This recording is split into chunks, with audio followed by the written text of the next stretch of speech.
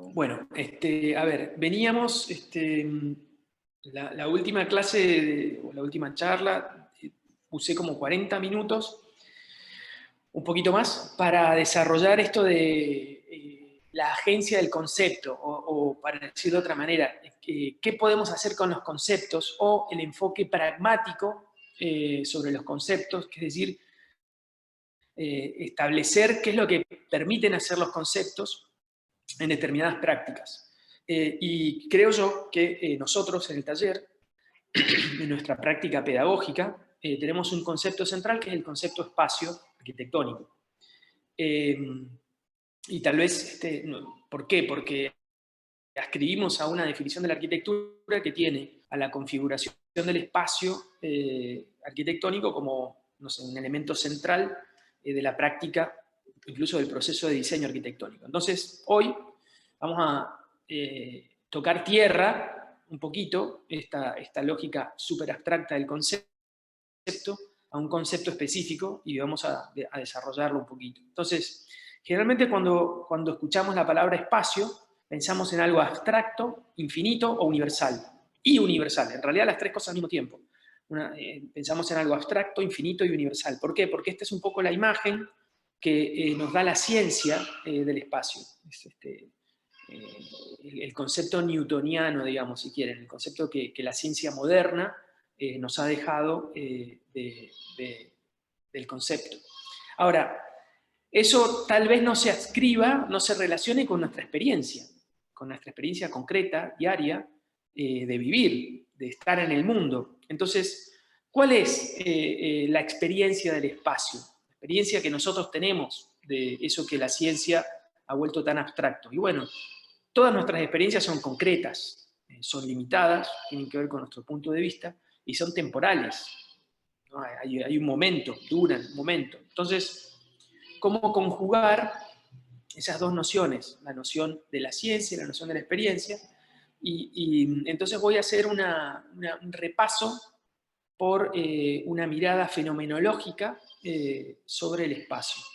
Y bueno, no me voy a poner a explicar qué es la fenomenología, ni mucho menos, y vamos a tomar cuestiones muy puntuales de la fenomenología cuando la fenomenología se refiere a la experiencia, a la percepción del espacio. Para eso voy a empezar leyendo un poquito cosas que nos cuenta Georges Perec en un libro que se llama Especie de Espacios, del que ya vamos a hablar un poquito más. Y esto de la experiencia concreta del espacio creo que lo explica muy bien el primer párrafo. Nos servimos de los ojos para ver, eso queda claro, ¿no? Nuestro campo visual desvela un espacio limitado. Hay un cierto límite de lo que podemos llegar a ver.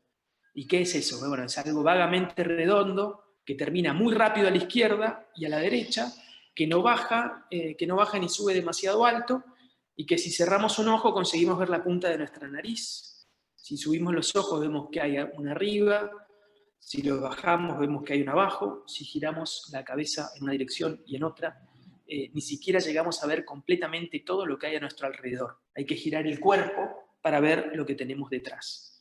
Evidentemente aquí estamos entrando al cuerpo en el medio del espacio percibido. Nuestra mirada recorre el espacio y nos proporciona la ilusión del relieve. Voy a poner el cronograma, discúlpenme. El cronómetro. 19 horas estuvo andando el cronómetro. Bueno, entonces, nuestra mirada recorre el espacio y nos proporciona la ilusión del relieve, fíjense eso. Entonces, no estamos hablando ya del relieve existente que está ahí allá, ¿no? Enfrente mío, la columna que tengo enfrente mío, sino de la ilusión de ese relieve que me lo da la percepción. Porque ¿qué es la percepción sino las imágenes mentales que reconstruye, digamos, el cerebro a partir de lo que está observando el ojo? Entonces, es eso, ¿no? La percepción, ¿no? La ilusión del relieve y la distancia. Y entonces ahí dice Perec, así construimos el espacio. Entonces el espacio, aunque sea el espacio concreto de la experiencia limitada, ya es una construcción, ¿no? Es una construcción mental, con un arriba y un abajo, una izquierda, una derecha, un cerca y un lejos. Y esto es como, y acá llega la paradoja, o sí, la paradoja del vacío, o la paradoja del espacio, digamos, para no usar palabras que no corresponden. Cuando nada se interpone en nuestra mirada alcanza muy lejos. Eso parece obvio, ¿no? En Rosario, en nuestra Pampa, tenemos un horizonte de 14 kilómetros. 14 kilómetros es la distancia de la curva, en que nuestra mirada encuentra la curvatura de la Tierra, digamos. Más o menos, 14, 15, 16 kilómetros. Pero si no topa con algo, no ve nada. Y eso es lo extraño, ¿no? Si no vemos algo, si no topamos con algo, no hay nada para ver. A lo sumo el color celeste o el color azul del cielo. Hay un micrófono abierto. Alguien que lo apague, por favor. Bueno, seco. Bueno, seco.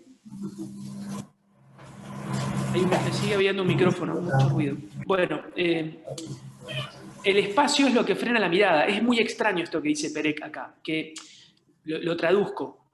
Nos damos cuenta de que hay un espacio cuando algo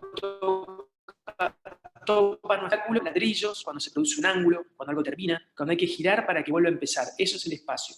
Y entonces aquí ya empieza a diferenciarse de aquel espacio que nos había ofrecido la ciencia. El espacio no tiene nada de ectoplasmático, esa cosa continua, infinita. No va en todas direcciones, tiene bordes. Entonces el espacio de la experiencia tiene bordes concretos. Entonces ahora vamos a recopilar un poco este recorrido. Newton, la ciencia moderna, padre de la ciencia moderna, es el que nos da esta noción de espacio abstracto y universal, que en realidad es en realidad un contenedor vacío, es pura extensión, y es el lugar en donde ocurren las cosas o en donde se posicionan las cosas. Y a partir de, por supuesto, los ejes cartesianos, podemos medir distancias, velocidades, bueno, eso es lo que hace la física, etc. Ahora, Kant es uno de los primeros en vincular esa noción abstracta de espacio al cuerpo, a la experiencia. Hablaba de intuición, imaginación, fenómeno incluso. Básicamente, Kant pone al sujeto percibiendo dentro de ese espacio abstracto y universal.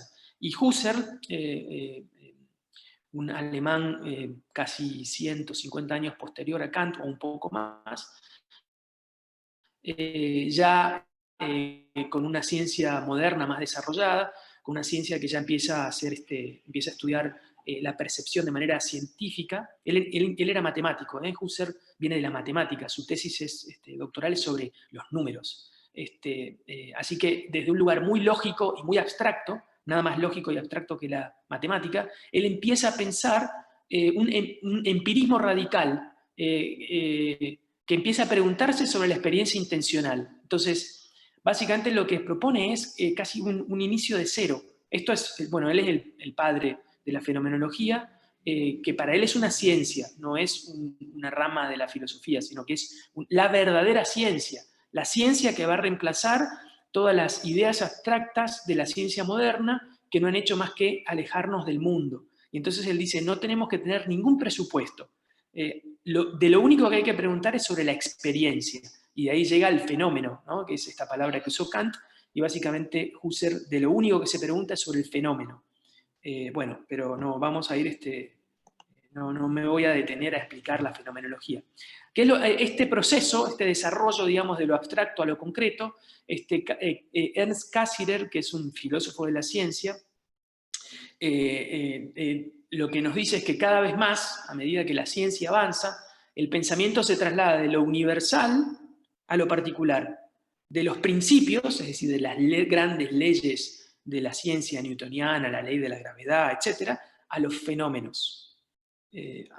Entonces, lo que hay es un desplazamiento de ese espacio homogéneo del cartesianismo. Recuerdan los ejes X, Y, y si quieren X, Y, Z, que permite encontrar cualquier punto en cualquier lugar, digamos, a un espacio orientado de la fenomenología, en donde ya hay un nuevo centro que es el sujeto. Entonces ya hay un entramado más completo entre sujeto, espacio y tiempo. Ya el espacio y el tiempo no son cosas ajenas al hombre, sino que el hombre digamos, fíjense lo que dice Perec, ¿no? El hombre no solo está en el espacio, el hombre construye el espacio, ¿no? Y de alguna manera también construye el tiempo. Porque, bueno. Bueno, entonces, lo que dicen los filósofos contemporáneos de la ciencia es que de lo que se trata es de un giro espacial, en donde básicamente el espacio le recupera, desplaza el tiempo. En la ciencia moderna el tiempo era lo central, porque aparte era lo verdaderamente calculable, y ahora lo que gana centralidad es el espacio. La geografía recupera peso frente a la cronología, de alguna manera. Y eso se ve en muchas ciencias o disciplinas o prácticas científicas. En la sociología se habla de espacio social, es un concepto muy abstracto, que por ejemplo se verifica en diagramas muy abstractos de relación de actores. Por ejemplo, en la teoría del actor red no es más que una forma de mapear ese espacio social. También se habla de campo o dominio. Una disciplina sería un campo, y un dominio serían ciertas relaciones de jerarquías dentro de una determinada disciplina. Entonces se habla de algo que es el conocimiento situado. ¿Qué quiere decir esto? Que no hay un conocimiento abstracto, universal, válido para todos, sino que todo conocimiento ha sido creado en un contexto particular. Y si quieren es un contexto político, cultural, etc. Esto no tiene que ver con una cuestión de relatividad posmoderna, sino que también se incluye dentro de la falsabilidad de la ciencia. O sea, esto no es un relativismo, para nada. En biología, piensen cómo era, digamos, la biología moderna, que clasificaba en árboles genealógicos o en árboles de evolución a las especies. Eso se ha cambiado por la noción de medio ambiente, donde en realidad lo que se estudia es un entorno de colaboración o de competencia o de complejidad entre grupos y seres, etc. Ese es el concepto de ecología, de alguna manera. Y en física, o sea, hasta incluso en física, desde la teoría de la relatividad, digamos, ya la posición del observador es central, al punto que la física cuántica no es más que determinar que incluso el mero acto de la medición produce una deformación. Bueno, o sea que está, digamos, incluso en las ciencias duras se da este giro espacial. Y bueno, eso está en el artículo de Wandelfels, que no me acuerdo si es uno de los que compartí o no. Y yo lo que voy a hacer en los próximos minutos es hacer un paseo por 3 posiciones relevantes desde no tanto desde la fenomenología, sí, desde distintas versiones o vertientes de la fenomenología, todo francés, porque es un tema muy francés. La fenomenología empezó siendo un tema muy alemán en el siglo XIX, y de alguna manera se trasladó a un pensamiento más francés en la primera mitad del siglo XX, tiene que ver incluso con migraciones de profesores, etc. Bueno, algo de la fenomenología de la percepción de Merleau-Ponty. Voy a compartir un poquito más de Especie y de Espacios de Perec, que es un libro que sí les compartí en el Drive, y muy poquito de la producción de Espacio Lefebvre, que digamos es de una mirada fenomenológica dura de Merleau-Ponty a un humanismo fenomenológico de Perec, a un marxismo fenomenológico de Lefebvre. Este libro de Merleau-Ponty es un ladrillo filosófico muy denso, 500 páginas.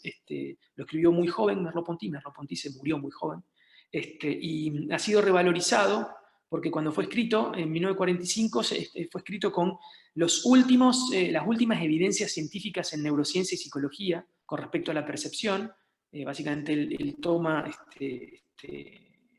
personas con problemas perceptivos para estudiar el centro de la percepción, y la neurociencia contemporánea ha revalorizado muchísimo de las cosas que dijo Merleau-Ponty.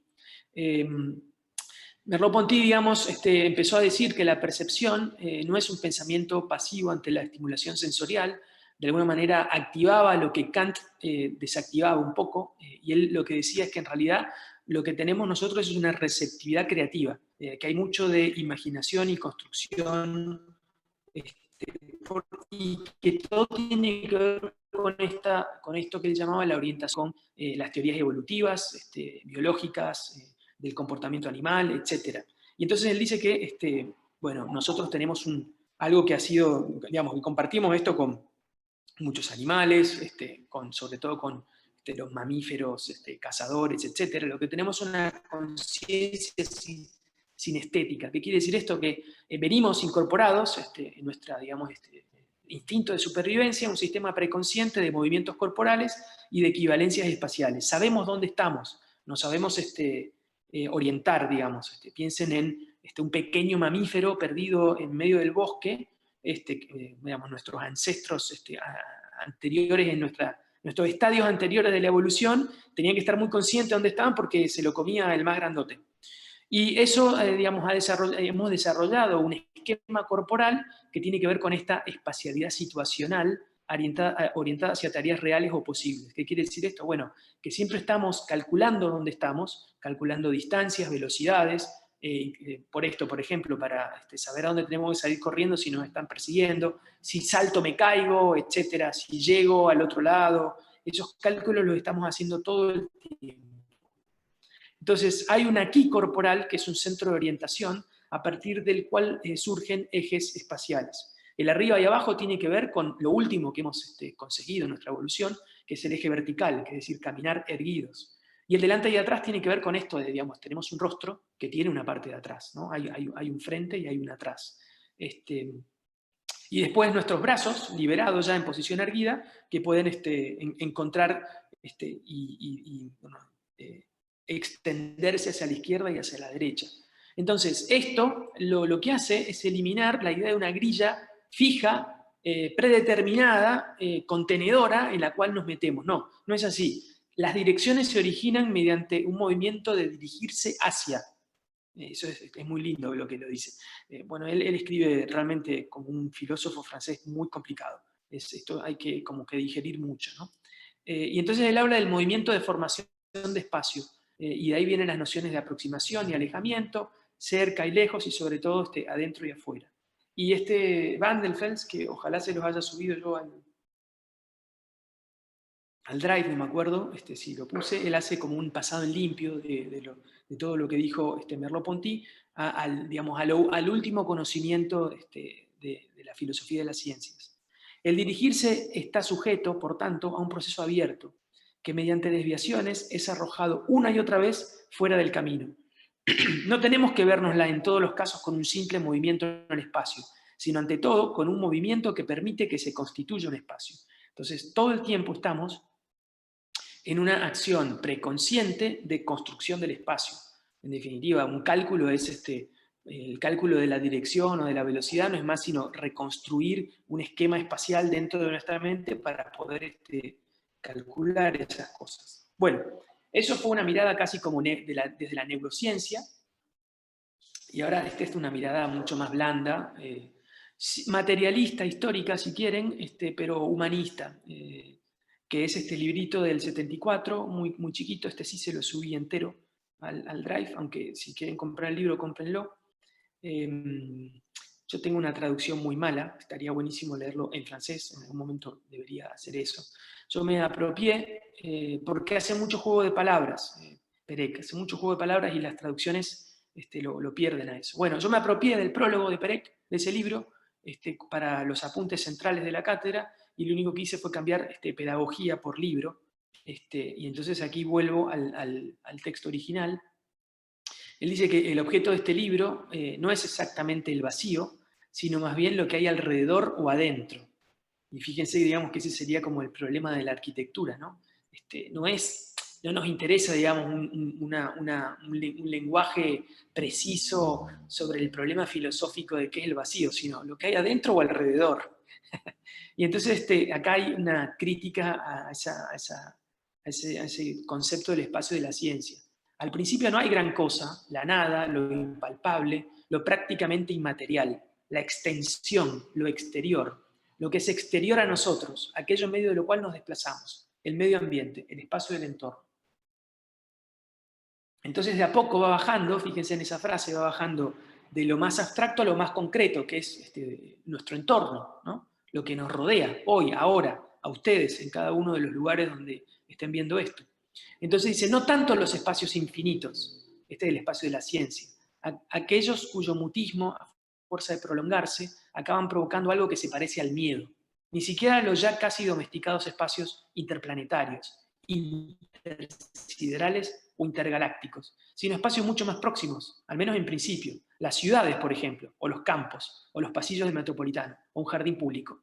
¿Por qué digo que esto es una aproximación materialista histórica? Bueno, porque el espacio es una producción cultural. La ciudad es una producción cultural por naturaleza. La división del territorio, etc. Entonces, empezar a pensar, y me gusta también como lo dice, un gradiente de transformaciones espaciales que incluye el espacio final donde están ustedes ahora, que es su cuarto o su living o donde tengan la computadora. Eso evidentemente está en una casa o en un departamento, que está en un edificio, que está en una manzana, que está en una ciudad, que está en un territorio.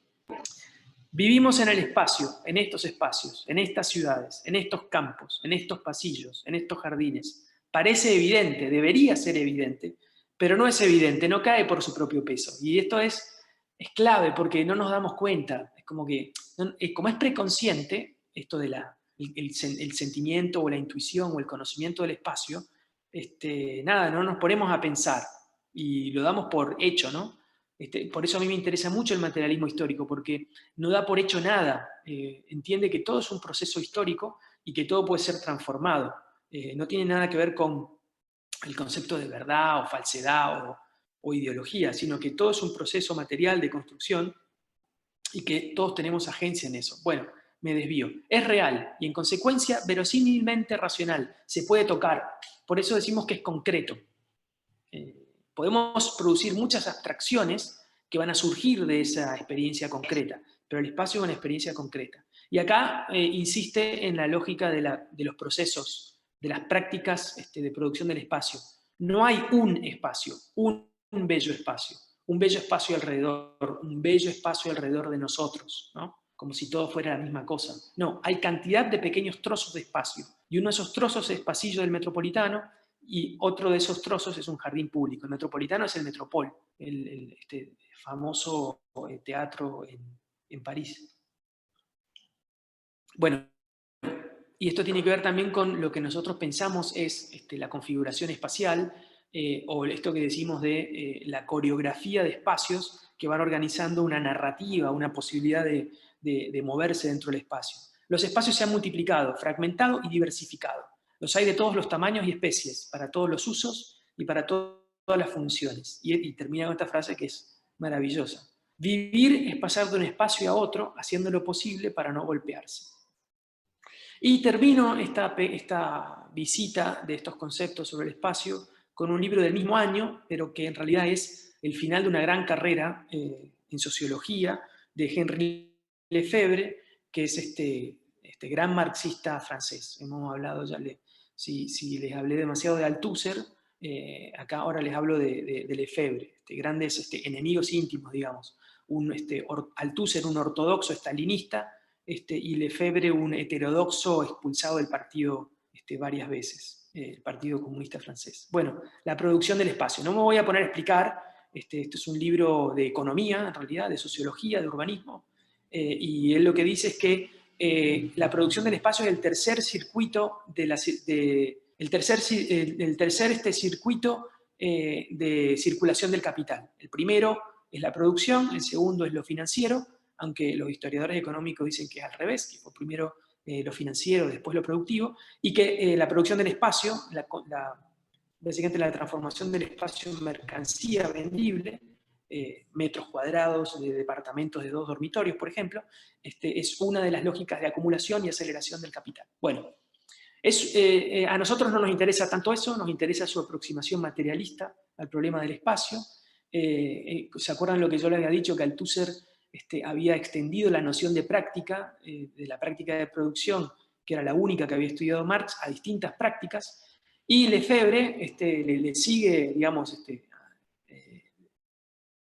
le hace caso, digamos, a Althusser y estudia lo que él, digamos, presenta lo que él ha estudiado en toda su carrera de estudios, investigaciones sociológicas, que es la práctica espacial. Y él dice, él trata la práctica espacial como una extensión del cuerpo, extensión que surge del desarrollo del espacio en el tiempo y de una historicidad concebida como producción. Recuerden lo que dijo Perec recién. los espacios construidos por el hombre, la ciudad como el gran colector de espacios construidos por el hombre. Entonces, él como sociólogo, él habla del espacio social. Dice que el espacio social es un espacio muy rico, que tiene tres grandes, digamos, no categorías, sino bueno, componentes. Está el espacio percibido, que es lo que percibimos a través de las relaciones sociales. Concebido, que es este momento de abstracción, donde nos organizamos en el espacio, etc. Y el vivido, como experiencia corporal. Pero él dice que el capitalismo lo que ha hecho es que ha reducido todo eso a una mera abstracción. Y él a esa abstracción le llama espacio mental. Espacio mental es ya la abstracción de la realidad vivida, de la complejidad de la realidad, cuando, digamos, se la saca de la historia, del territorio, etc. Él lo ve como una pérdida muy profunda en nuestra forma de vida. Y acá dice dos cosas directamente relacionadas a nosotros. Dice, el espacio arquitectónico es una experiencia común a todos los seres humanos. ¿Por qué? Porque es el medio arquitectónico, digamos, a través de la experiencia del espacio arquitectónico se produce el espacio social. Y yo creo que aquí él está incluyendo la ciudad como un espacio arquitectónico. Yo entiendo mi lugar en el mundo, incluso en las jerarquías sociales, de acuerdo a cómo yo experimente el espacio social a través de la arquitectura o a través de lo construido, digamos. Pero él dice, también está el espacio de los arquitectos. Y ahí no es tan... Y ahí es más duro con nosotros. Porque fíjense qué importancia que tiene la arquitectura. Si la arquitectura produce el espacio social, o si la arquitectura produce la experiencia a través de la cual uno produce el espacio social, es bastante importante la arquitectura. Cómo organizamos el espacio, etc. Dice, existe otro espacio, que es el espacio de los arquitectos. Y ese espacio es la manipulación, eso es la manipulación del espacio ejecutado por los arquitectos en su práctica. O sea, lo que hacemos en el taller, por ejemplo, es estamos trabajando con el espacio de los arquitectos. Vamos imaginando configuraciones espaciales. Y a su vez es el discurso en el que tiene lugar esa actividad. Así que yo estaría hablando hoy del espacio de los arquitectos, ¿no? Bueno, él es muy duro con los arquitectos. Bueno, ¿por qué? ¿Por qué dice esto? Bueno, porque todo el aparato se refiere a las técnicas de representación, a nuestras estrategias de notación, etcétera, sus técnicas de dibujo, no son mediadores neutrales. La práctica del dibujo es el principal medio a través del cual el espacio se convierte en abstracción. Somos nosotros una de las principales herramientas para abstraer de aquella complejidad del mundo y producir esta abstracción llamada espacio mental, que bueno, es nuestros planos, si quieren, en definitiva terminan siendo documentos que permiten comprar y vender espacio, ya sea un monoambiente apretado en un edificio en Rosario, o si somos más bien agrimensores, hectáreas dividiendo la pampa para correr a los pueblos originarios, por ejemplo. Bueno, hemos hecho un pequeño paseo por esta mirada al espacio fenomenológico. ¿Qué pasa? ¿Podemos usar esa base para hablar del espacio arquitectónico? Bueno, yo creo que sí. Entonces, si el espacio fenomenológico habla de lo concreto, limitado y temporal, si el espacio fenomenológico habla de lo concreto, limitado y temporal, ¿cuál sería nuestro concreto, limitado, temporal arquitectónico? Yo lo único que haría, yo cambiaría, digamos, esta lógica de lo limitado y lo temporal para usar una palabra un poquito más específica a nuestra práctica, digamos, a la práctica del espacio de los arquitectos, que es la configuración del espacio, que es eso que hace el arquitecto. ¿Qué es lo que hace el arquitecto? Bueno, el arquitecto configura, delimita el espacio. Y siempre pensar que el espacio arquitectónico, por más que nosotros trabajemos a través de abstracciones, a lo que apunta es una experiencia concreta. Y aquí Lefebvre nos da pistas, nos dice que cualquier definición de la arquitectura requiere de una exposición y análisis del concepto de espacio, tienen que venir juntas, ¿no? Y a través de también su historicidad, etc. Y y Hoesli es más certero, lo que conversábamos cuando charlábamos al final de la charla de la semana pasada, esto de que no entendían cuando yo dije que el concepto de espacio es un concepto reciente, y que antes los arquitectos no usaban la palabra. Bueno, los conceptos de espacio son invenciones. Un poco lo que veíamos, también yo le explicaba la relación entre invento y concepto, o idea y invención, idea humana, digamos. La idea como una fabricación humana, una invención, una construcción. Bueno, un concepto también es una construcción. Entonces, el concepto de espacio también es una construcción, y son varios, en la arquitectura ha habido varios conceptos de espacio, incluso contrapuestos, y todos han tenido su función, su vida útil e historia. Y bueno, y recordar simplemente lo que decíamos al final de la charla de la semana pasada, el devenir de los conceptos, cómo un concepto va cambiando a través de la historia. Una misma palabra, digamos, puede significar conceptos muy distintos, y un mismo concepto puede ir variando a través de los contextos históricos culturales.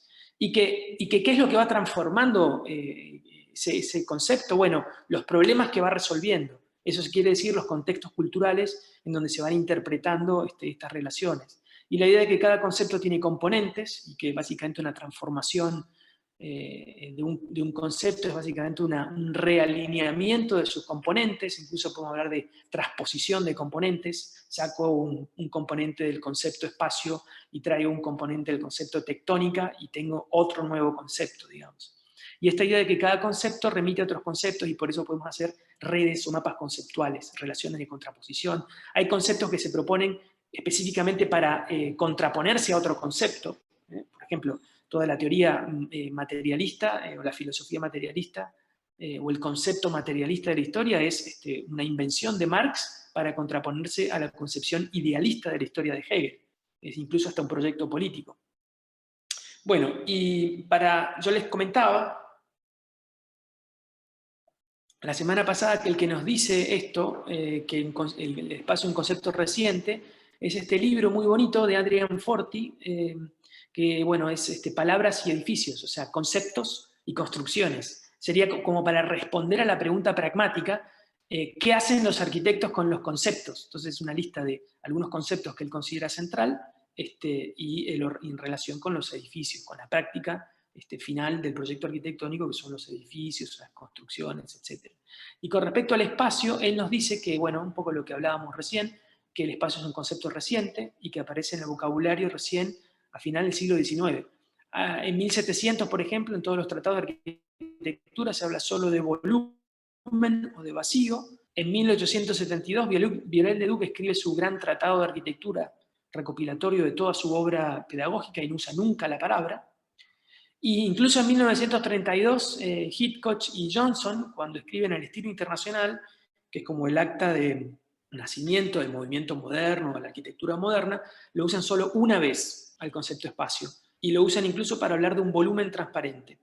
Y esto que yo les comentaba un poco polémicamente, que ni Le Corbusier, ni Wright, ni Mies usaron al espacio como un concepto central en todo lo que escribieron o produjeron. Nunca usaron demasiado el espacio, más diría que nunca, como un elemento teórico, como un concepto. Nunca lo usaron como concepto. Entonces, ¿qué es lo que tenemos? Tenemos una evolución desarrollada en poco tiempo por una escuela de filósofos estéticos alemanes del siglo XIX. Hay una evolución que incluye a nuestro personaje de la primera charla, a Gottfried Semper. Yo les leí la teoría antropológica de la arquitectura de Gottfried Semper, de este libro, Los elementos de la arquitectura, y él ahí dice que el resultado de la arquitectura, el resultado de esa práctica cultural llamada arquitectura, es el espacio cerrado. Y eso es consecuencia de una acción que él llama cerramiento. Esto que nosotros usamos como sustantivo, el cerramiento, para Semper, en alemán, que somos como muy precisos con el uso de las palabras, esto es una acción. El cerramiento es una acción, es la acción de cerrar. Entonces, el resultado de la arquitectura es el espacio cerrado, el espacio contenido, si quiere. Y bueno, esto determina, digamos, algunas discusiones, etc. Y llega August Schmarzow, que era en realidad un historiador del arte, que en su lección inaugural, cuando él empieza a dar clases en la Universidad de Leipzig, termina su conferencia diciendo que la esencia de la arquitectura, más que esencia podríamos decir el cometido de la arquitectura, o digamos, el objetivo de la práctica arquitectónica es la configuración del espacio. Pero lo que yo le estoy criticando a Forti es que todos estos son discursos en alemán que usan la palabra Raum.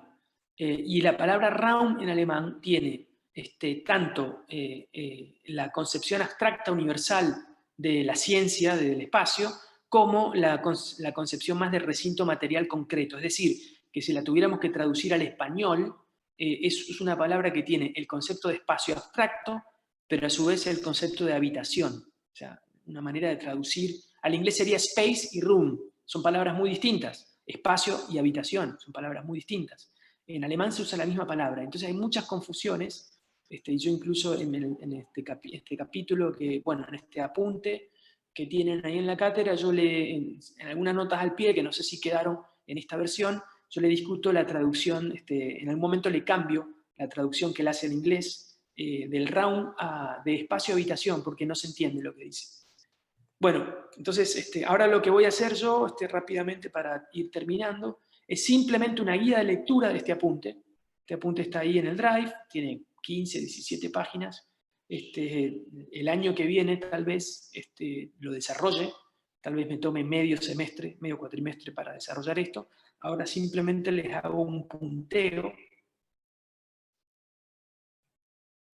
para explicar digamos, los temas que trabaja este apunte. Bueno, el apunte trata el surgimiento del concepto de espacio, que tiene que ver con los estudios científicos de la percepción, y con esto que yo les explicaba del neokantianismo, es decir, aquello que Kant explicó como intuición, la noción de juicio, por ejemplo, ya empezar a explicarla como un acto cognitivo. Porque esto tiene que ver con el inicio de la psicología. Después esto deriva en neurociencia, mucho después. Pero también se hacían experimentos en laboratorio sobre reacciones, bueno, la primera psicología experimental, digamos. Entonces, para pasar de noción abstracta de intuición a una noción más concreta de acto cognitivo. Bueno, y el concepto de espacio tiene como dos ramas. Viene de una teoría filosófica de la arquitectura, que acá podemos encontrar a Semper, en una línea que va desde Hegel a Bötticher. Hegel también habló del espacio cerrado, Semper lo toma de Hegel. Y de ahí viene el concepto de recinto o de espacio cerrado. Y por otro lado se comunica con este enfoque psicológico de la estética, porque en algún momento hay alguna de estas personas que dice que la estética no es más que una rama de la psicología, pero en algún momento se separan.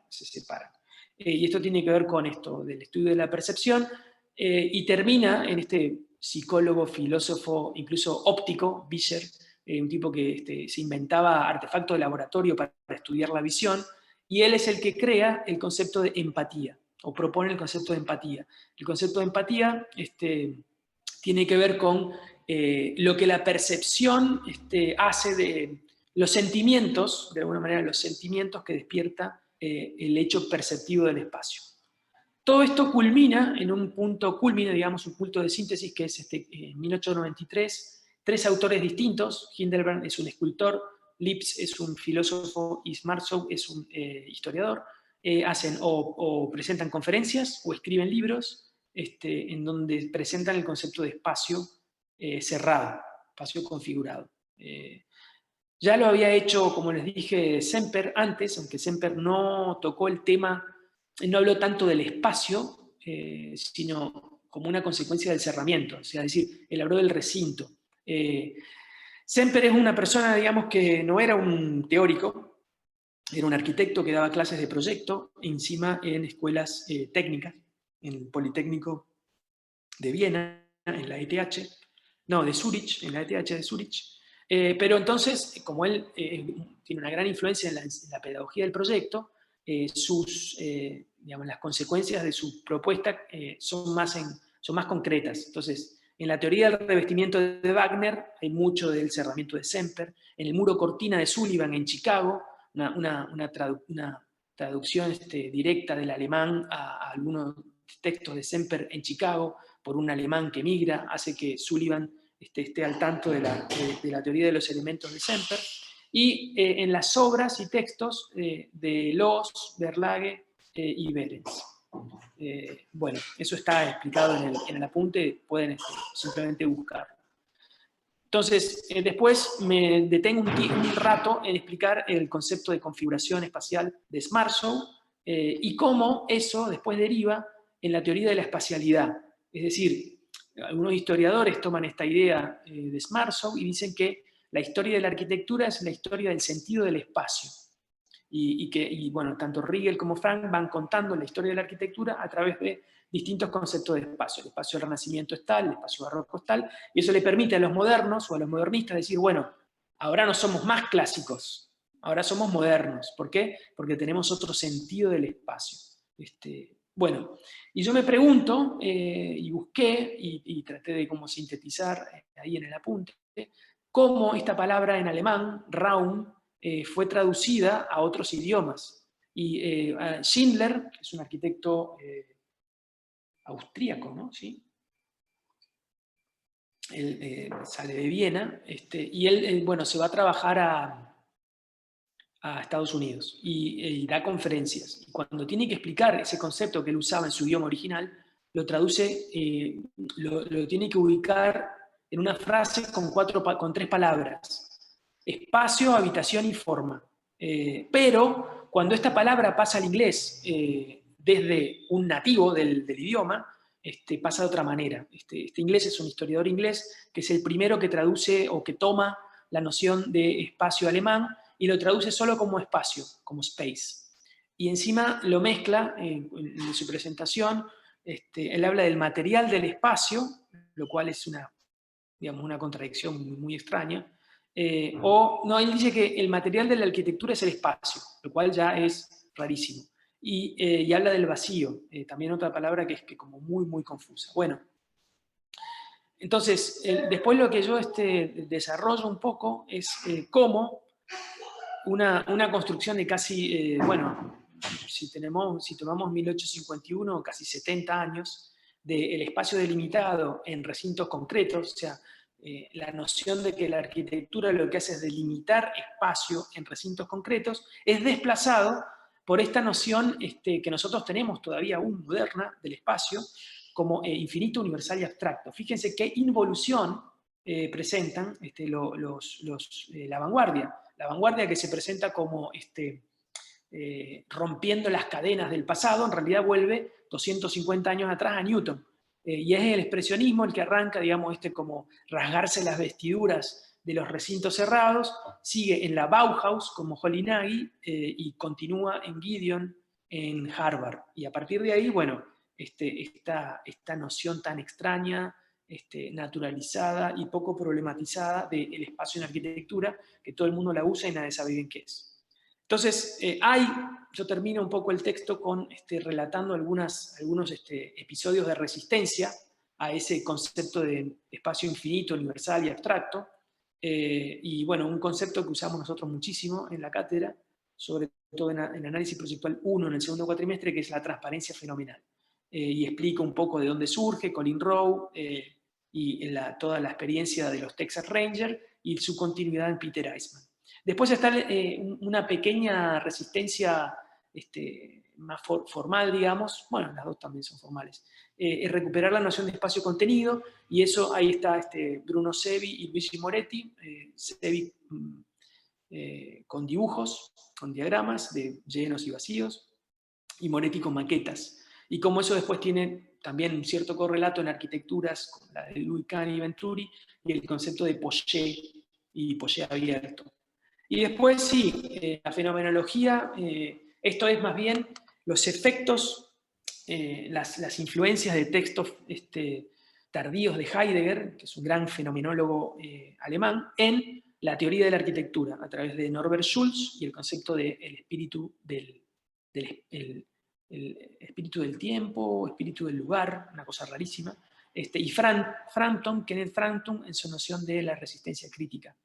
Y cómo, bueno, eso también deriva en arquitecturas que vuelven a hablar de la atmósfera, etcétera, como Stephen Hall o Peter Zumthor. Y termino, que es otro de los textos que les comparto en el Drive, con una lectura crítica, incluso crítica de las lecturas que se ha hecho de este artículo, un texto muy corto de Heidegger que es muy bonito, sobre el arte y el espacio. ¿Y por qué me interesa eso? Porque ahí surgen, a partir de la relectura de eso, surge un texto que hemos usado mucho, que se llama La paradoja del vacío, que es un texto de 1987 de dos arquitectos españoles. Y yo estoy diciendo también en algún lado que eso también tiene influencia en la estrategia del vacío, que es lo que yo estoy estudiando en Rem Koolhaas en 1989. Así que ese es el recorrido que tiene el apunte. Esto es simplemente una guía de lectura. Y me parece que con eso, si ustedes leen el apunte y bueno, revisan estas diapositivas que también están en el Drive, van a poder entender este mapa conceptual de una manera un poquito más clara,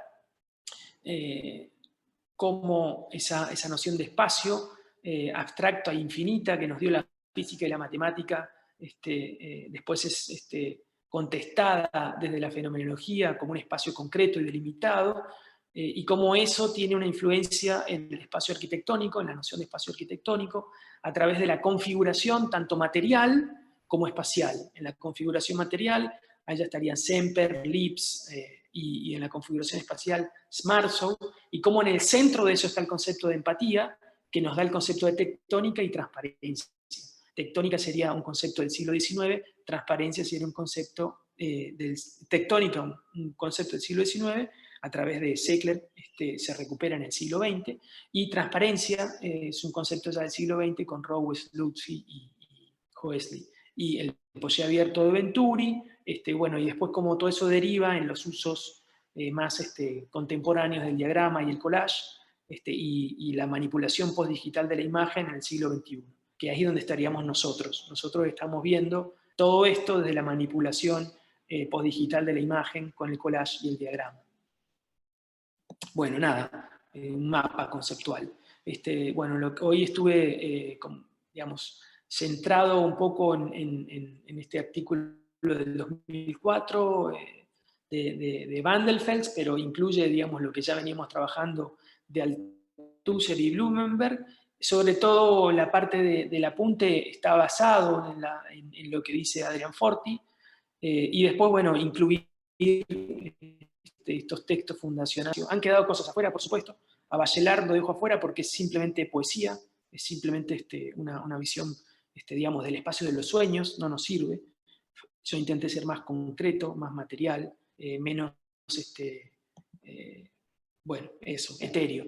Y nada, decirles que nosotros en este ciclo de charlas va a seguir dentro de 15 días, porque yo la semana que viene tengo que bienvenir a la gente de Introducción a Arquitectura, y ahí dentro de 15 días ya me voy a enfocar más en cosas más específicas del proceso de diseño, y vamos a empezar con el proceso creativo. Así que me gusta que el proceso creativo quede en el centro de esta primera serie de charlas.